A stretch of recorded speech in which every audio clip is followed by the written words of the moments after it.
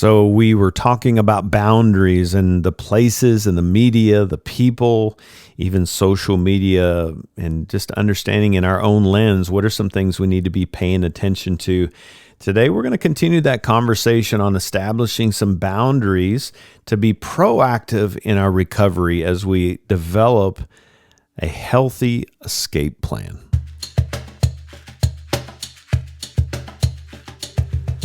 Well, welcome to Hope and Recovery. This is a Fellowship Celebrate Recovery podcast that helps us with our mental, emotional, our spiritual, and relational health so that we can walk through the principles of Celebrate Recovery based on the Beatitudes in Matthew chapter 5, where Jesus helps us to face our hurts, hang-ups, and habits under His power so that we can walk in the fullness of life in spite of our circumstances, have blessing and happiness, and really carry out the purpose that He has for us in our life. I'm a grateful believer in Jesus Christ. I struggle with drugs and alcohol and perfectionism. My name is Rodney. I'm the ministry leader at Fellowship Celebrate Recovery in Rogers, and so glad to be back here with you today. I hope you've been enjoying this series that Andy and I are putting together just to give you some practical tools to help be proactive, and we'll move into a later podcast on the reactive, but to be proactive is in establishing that healthy escape plan so that we can have that lasting recovery rooted in wisdom and not in strength. So today we're going to continue the conversation, just unpacking that. And I got my brother Andy back with me. Andy, welcome, man. Thanks, man. Thanks for having me back. Hey, y'all. I am a grateful believer in Jesus. Struggle with anxiety and depression, sexual addiction, and grief. And my name's Andy. Hey, Andy. So great conversation. If you missed the prior podcast, be sure to go back and pick that up because we unpacked some really good nuggets in there. But continuing this conversation, and I would love to just kind of do a real quick recap of we're talking about the places, the media, the people, social media. What's the reason as we continue this conversation to even establish and unpack these things that we need to set boundaries for, Andy? Yeah, we want to establish these boundaries so that we can, as we were talking in the last podcast, being able to mark out where we need to cut things out. Yeah. Because we recognize that they take us to unhealthy places. Yeah. And when I'm able to put a boundary around myself that keeps the good in and keeps the unhealthy out, it actually frees me to live in a healthy space where I can experience the abundant life that Jesus has for me. Yeah. Just not to restrict all of the life. I mean, that's kind of we were talking about that on prior podcasts, that the enemy will kind of whisper through other people that, well, life's over now. I guess it's just going to be a big bummer. And that's not what it is at all. I mean, when we can, and it kind of makes me think of this, when I first discovered that I was hypoglycemic, I had to go see a nutritionist, and the nutritionist was kind of showing all these little plastic foods, and this is what you can eat, this is what you can't eat, and you should only eat this much peanut butter. And I'm like, oh, that's quite a bit less than what I was eating. But I had to come to this realization. It's like, okay, I've got to cut down sweets, she was telling me. That was a conscious decision from a wise counsel saying this is what you need to do different. And I had to come to this realization of saying, okay, if I want my life to be different, I'm going to have to make some sacrifices. Even though I love to consume large amounts of peanut butter, what she was telling me is this is going to kill you.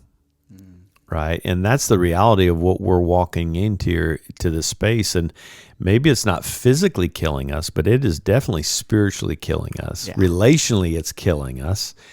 And so I remember telling her, I don't know if I can do that. And inside, what I was really saying is, I don't know that I'm willing to do that. Yeah. And so I had to come to that realization. I remember she said this, that Rodney, you will begin to crave what you eat.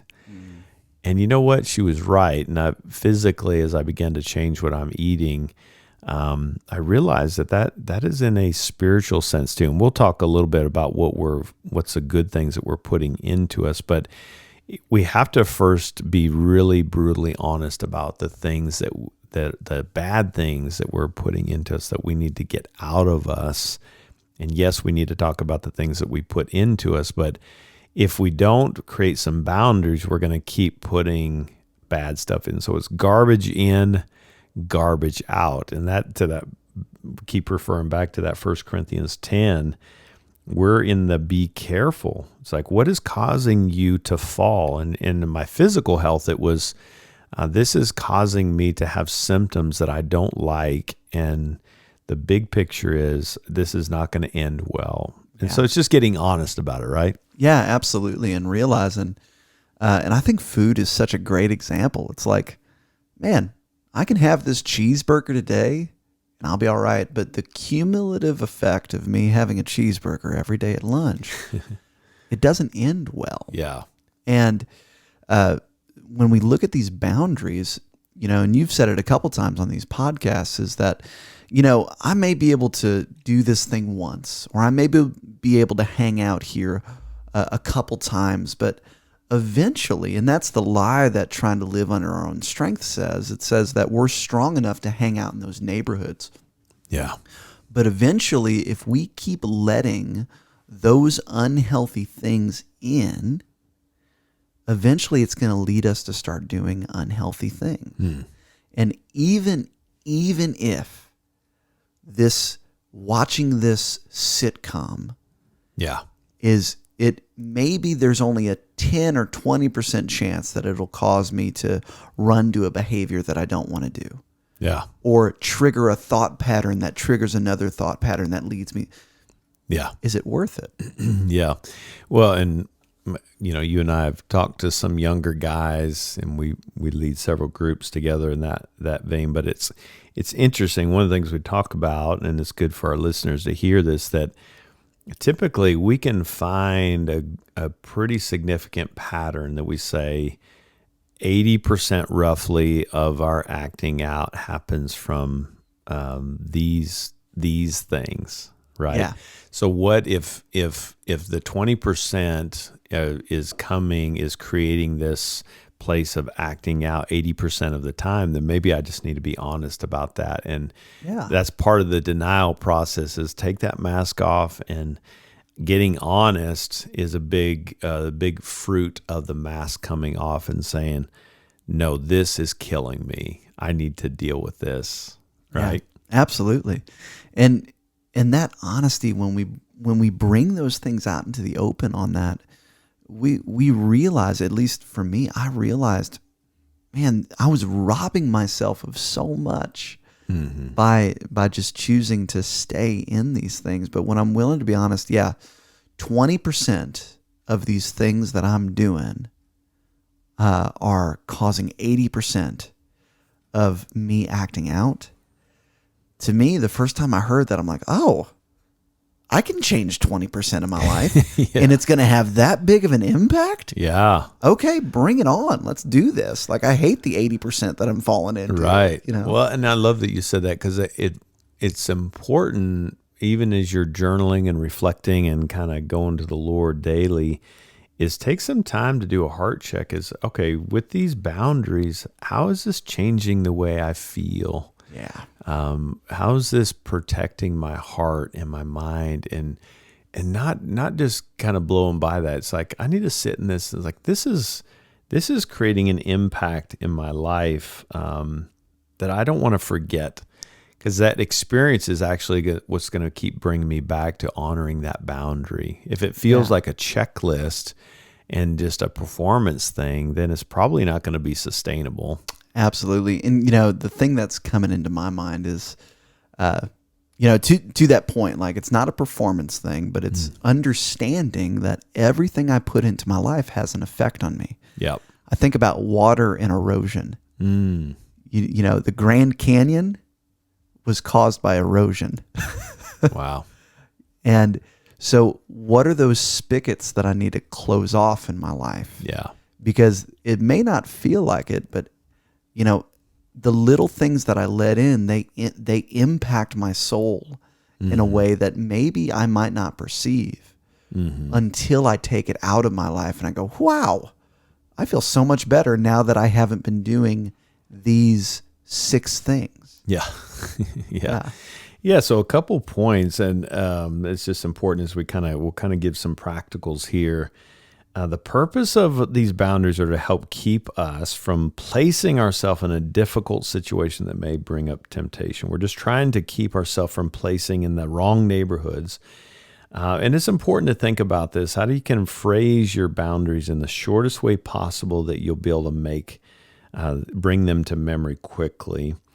And then finally, just looking at each of your boundary areas that we're unpacking, as we unpacked a little bit on the prior podcast, taking note of those areas that trigger you the most, or maybe often result in a temptation, being brutally honest with that, and knowing, again, back to that commitment, the secret sauce to commitment is sacrifice. I've got to be willing to sacrifice this so that I can walk in this new way of life. And I like to think of kind of being in this, everything looks gray.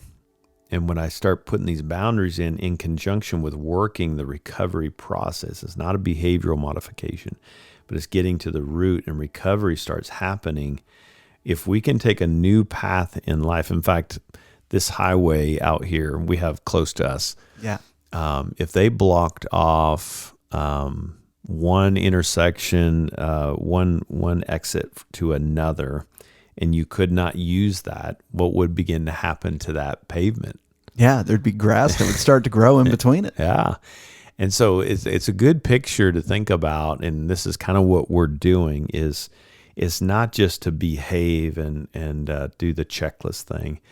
What would it be like in our recovery if we took a different path in our life? What's something new that would be able to grow if we took a new route? And just thinking about that, it's like it's not just about stopping, it's about allowing something new to grow. And if we stop driving on those paths that used to lead us to destruction, we're actually creating space for something new to grow. So it's just good to think about that. We're actually bringing life into our recovery as we get the old out. Yeah, that's so good. I love that. It's cutting away those things. It's like pulling weeds out of the garden so that we can let something else grow. Yeah, I love it. So let's continue that conversation then. We kind of tied social media. I want to hit that just one more time because it's such a big topic. Yeah. Because if we're being honest, especially in the area of sexual addiction, pornography, that kind of deal, masturbation, there's things that we can see on there that can be pretty overt triggers. Oh, yeah. Right. So we know that. But what about we talked about this, you were talking about just binging, video games and binging Netflix. Is one of the most convicting things when you see that question, are you still watching? It's like, oh, how long have I been here? It's like my TV's even asking me if I'm still watching, maybe I need to take a break. But we can do that with social media too. And maybe speak into, Andy, because I think this is important. Back to the lies, and we're talking about that cycle a couple podcasts before, the lies that we're believing can lead to temptation, and then ultimately acting out and finishing that cycle can lead to hopelessness. Just the act of just consuming too much social media. Yeah. I may not be watching anything that's directly tied to my recovery or my area of addiction or whatever, but how does that affect me?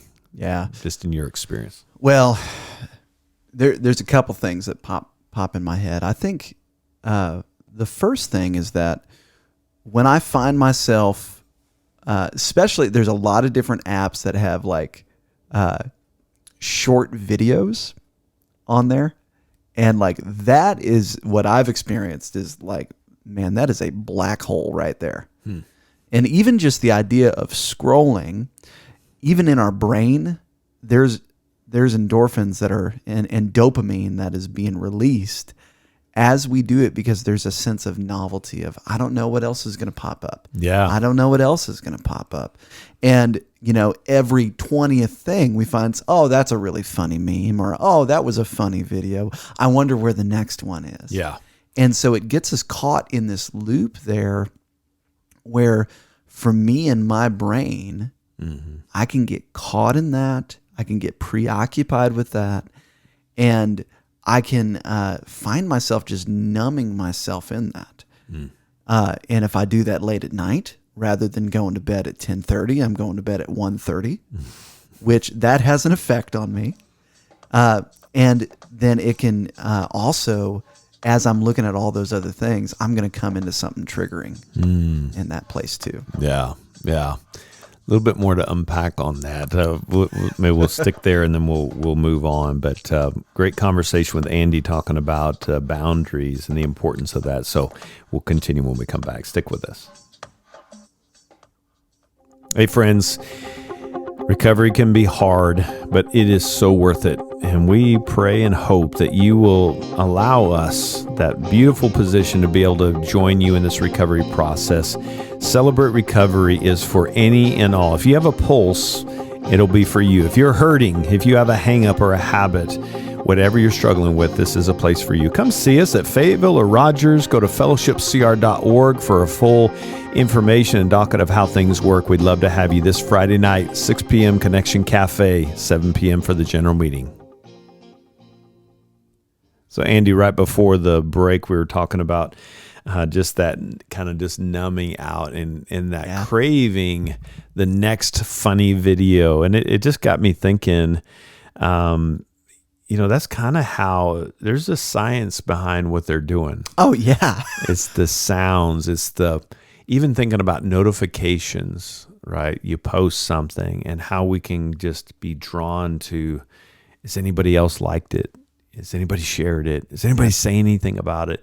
And we can kind of become addicted to filling that void. I'm thinking about the loneliness piece that we were talking about.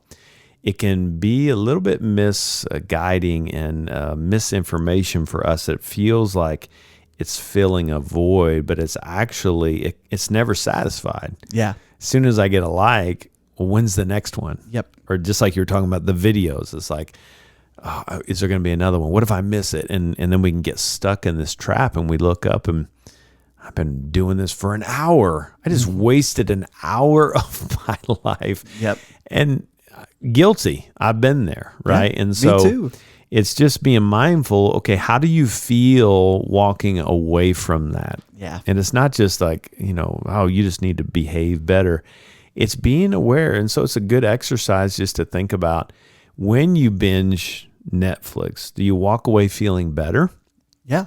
Do you feel life came to you? Nothing wrong with it. No, there's nothing wrong with that. But if you find yourself, does it put you in a vulnerable spot? And now you find yourselves, as we move into that next boundary, now you're kind of digging and exploring other things on the internet. Absolutely. Yeah. And and I think even just when I find myself in that place, can I have the courage to pause and say, why am I doing this right now? Yeah. Why am I watching this Netflix show? Is it because I've had a long day and I'm trying to unplug? Yeah. And there's some things that I'm frustrated with that I'm just trying to stuff. Yeah. And that's the thing. Whatever those emotions, whatever those other triggers that we've had throughout the day, whatever those are, that maybe we're trying to satiate through running to these things. Right. Any emotions we bury are buried alive, as a friend of ours once said. Yeah. And so they're going to work out in some way. And so if I'm frustrated about the day and maybe I got home late from work and I'm just, I'm going to sit here and scroll on my phone. Yeah. And I find myself an hour and a half in and I've caught a couple funny videos and I'm searching for stuff. Maybe at that point I've also ran into 2 or 3 other things that were a little triggering, but they were small. Justify it. Justify it. It's okay. It's like, ooh, that's all right. I'll reset my settings later and, Yep. But before long I'm hitting that again. And one trigger I may be able to go, oh, all right, okay. Let's get out of here. Let's go. But if I'm sitting there for 2 hours and I hit a dozen of them, it's putting me in a vulnerable spot. Yeah. And before I know it, I'm clicking on links. Yep. I'm searching hashtags. Yeah. I'm running to websites I shouldn't be. Yeah. And it sets us up into these places that it makes us more vulnerable to go to neighborhoods we wouldn't have normally gone to unless we hadn't have been softened up to it for the time before that. Yeah. So I love that. And so maybe there's some boundaries. Okay, well, I have to have internet for my job and nothing wrong with social media. So maybe the boundaries, and again, this is for you to figure out and talk with your sponsor, throw it by the accountability partners. Like I find myself binge watching for 2.5, 3 hours, right? And then I feel is maybe you put a time limit. Maybe you say, I'm only gonna look at my Facebook for 30 minutes, and maybe I need a timer. And when that goes off, I'm committed, and I'm gonna make a sacrifice. Maybe I turn it off. I toss my phone on the other side of the room, or go put it on the mantle, whatever that is, because my recovery is too important. Because I know that, to your point, I'm vulnerable, and I've hit some triggers. We talk about that with relapse, right? The act of the relapse, or the acting out in that cycle, it's not the first time that's entering the equation. There is some preoccupation, some ritualization that's happened, and sometimes without even knowing it, when we've got stuck in that flywheel of the media or social media, the internet, we're in a vulnerable spot, and the acting out is just the finale of what's been happening over a progression. Yeah, absolutely. Well, and to that timer aspect, there's such what I love about our technology that we have nowadays is that even built into most of our phones, there are settings where we can monitor those things. Some people probably don't even know that. Some people don't even know it, and but it's a really easy, practical thing that we can do. I do that on my phone, and it's some of the best things for me. Yeah. And so there's that aspect. There's also like accountability software. Mm-hmm. I'm getting ready to pick up my 7-year chip for my pornography addiction. Yeah. I have an internet filter on my phone.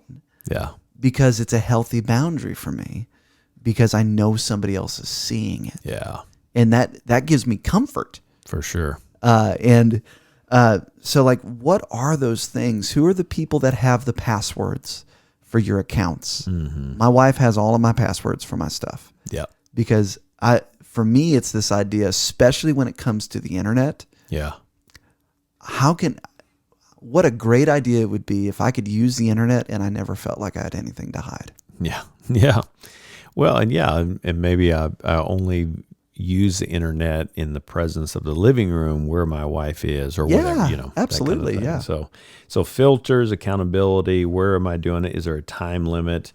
Obviously, the boundary of substances, if we're in the area of substance abuse, alcohol, drugs, cigarettes, I'm setting boundaries on that. We'll talk more about the abstaining, what the things we abstain from. But I want to make that point, just understanding too, especially with something like food or like cigarettes. If I think about when I smoke, I tend to feel like I have to have something in my other hand to drink, right? Yep.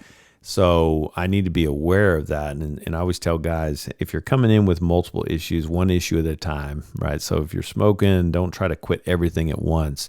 Focus on the alcohol, and then we'll work on the nicotine. But be mindful if you find yourself, every time I smoke, I do this. So maybe I need to create some boundaries around smoking as well. Yeah. But even food, you were talking about just feeling like blah, binging Netflix. When I eat unhealthy, a lot of junk, I feel bad about myself. I feel lethargic, and then my mind gets to that kind of the lies, and temptation starts to creep in.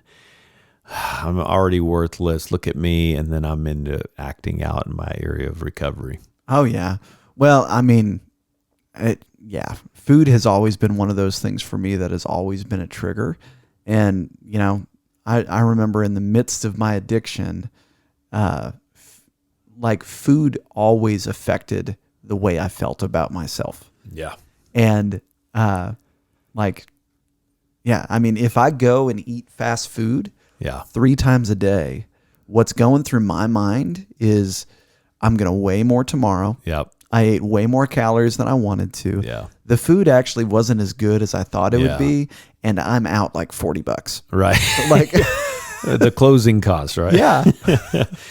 Yeah. And then we have the other food, games, sports, gambling, finances, overspending, that kind of thing. It's just being mindful of all these things. We're just trying to lean into what are the things that can lead to my acting out and make some sacrifices as I'm committed fully to my recovery. But a lot of times in these boundaries, Andy, we won't carry them out because we can justify our actions and our behaviors. Well, I have to do this. What's that look like, man? I mean, that can be a vicious. It kind of fits in that accuse and excuse a little bit. Yeah. But that's on the back end of a relapse or acting out. But that's a pretty slippery slope, isn't it? It is. Yeah. It's like, well, I can't not go to this restaurant because that's my family's favorite restaurant to go to. Right. In there. And so I just don't have a choice.